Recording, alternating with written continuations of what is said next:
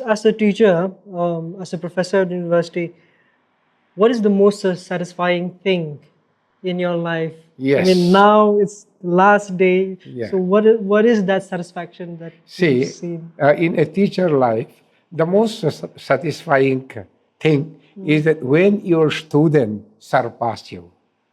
Okay. So now at least I am happy that many of my students are well ahead of me. For example, there are people who are a professor in BHU. Okay. Then there are people who are uh, associate professor in Calcutta. And even in my department, Dr. Uttam Sharma is my student. I see. So likewise. So in a teacher life, when your student can surpass you, that is, even if it is not surpassed, at least if they have come to that level. So among my product, most of my students were employed, becoming principal, professor, associate. So I'm happy. That is the satisfying teacher. That is what I derive pleasure in teaching. So I think we are here both in two different generations. I mean, from the looks to the dress code here, and I think I would like to know or get some advice, at least from where you sit right now. You are retiring, and I'm at the peak of my, say, my career. What would you advise a young person like me or any other out there who are still in their studies, who are still, thriving forward for good education and a promising career? See, I often say management of time is the most important. Okay, we should know how to manage time. We have 24 hours a day. And I think for sleeping, how many hours you need? Around 6 hours. Huh? Minimum 6 hours you need sleep. Then how many remain? Minus by 24 hours. Another 18. 18. And for daily need, for example, eating, going to bathroom and all, you deduct another 14. Okay? Then you still have 4 hours. Then you still have 14.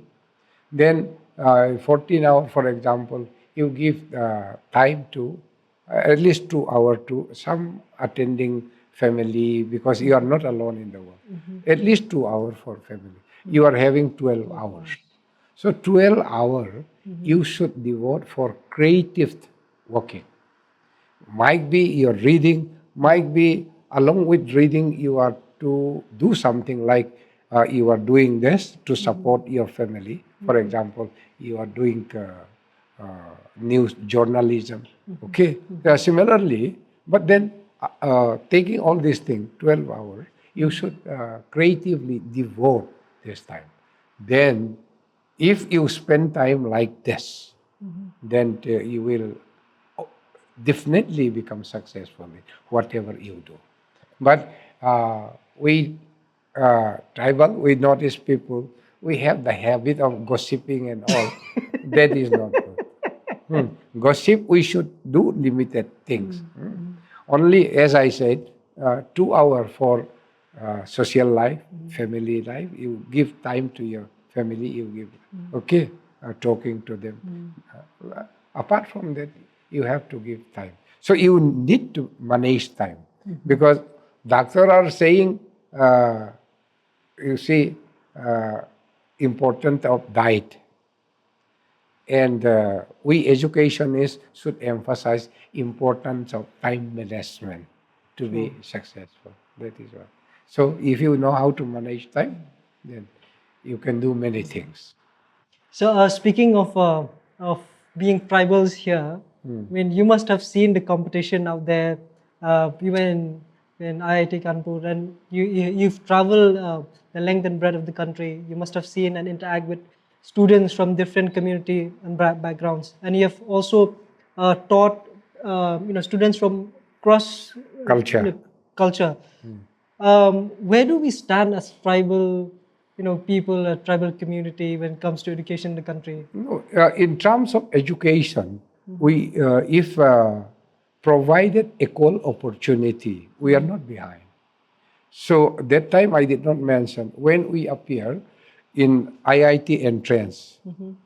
Many people come from all over India. Two of us selected, and I was higher than the other one. Oh, So then I finished in 3.5 years, yeah. and that who studied with me, I finished in 86. He finished in 89. So see, so tribal mind, you cannot say. So why we are not given the equal opportunity? If we are given equal opportunity, then we are not behind. So we cannot be looked down by anyone. Our brains are as good as, because this is given to us by God. They are not created by another thing, another being. They are also created. So God is not giving us lesser understanding. We understand. Only thing is that we are to be provided equal opportunity. So we have to create that. And that is the duty of society, that is the duty of the government. And managing time is the duty of individual.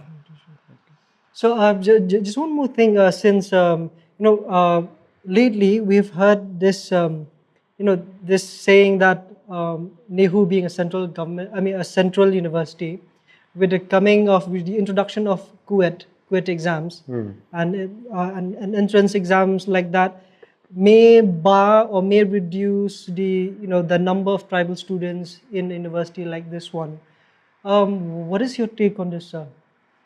No CUET exam, uh, I don't think tribal student uh, will not be able to make it. But they can make it. But the only thing is that last year, so many of our students, when they applied, fill up center here in Shillong, they were given in remote corner in Assam. How can the student go? Because we are not economically very sound, all of us. Some might be sound, but not all students are sound. How can they afford to go? Sure. You see, as I said, then they should be provided more center for Kyoto Center, CUET Center. Then you see, if facility are extended to them, as I said, they also will be able to make it. This equal So if opportunity. they make it properly, and this is more advantageous, because applying this score, CUET score, you can apply it any university anywhere. Earlier, if you are to admit in Delhi, somebody will have to help you. Now, you see, by submitting your CUET mark, according to you. Well, of course, not all tribal students will be able to compete in that. And therefore, reservation is there. Here also 50-50 reservation. And now also, this year in NEHU also, you see earlier, educationally backward class Yeah. area also, that was issued by BDO. Now we are demanding by village. I see. I see. So this year in this, because you see they might be covered by that BDO area or the village, but they might not live. They are living, so they will be taking away the chance of the really needed reservation by living in city like Shillong. So then who is doing? In that way, you see, with understanding, room to accommodate both slightly privileged people and